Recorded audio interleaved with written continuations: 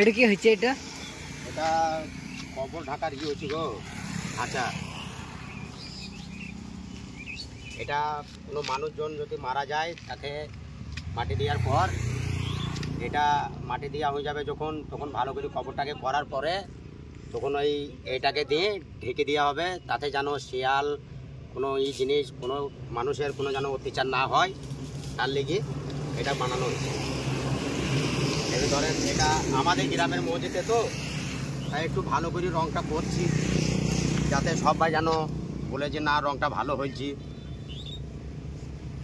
তারপরে আপনারা যদি কোনোটি যদি বানাতে দরকার পড়ে কোনো গ্রামে আমাদেরকে বলবেন, আমরা বানিয়ে দেবো, রং করে দেবো, কালার করে দেবো, ডেলিভারি দিয়ে দেবো, যেরকম নেবেন সেরকম বানিয়ে দেবো, কোনো অসুবিধা নাই।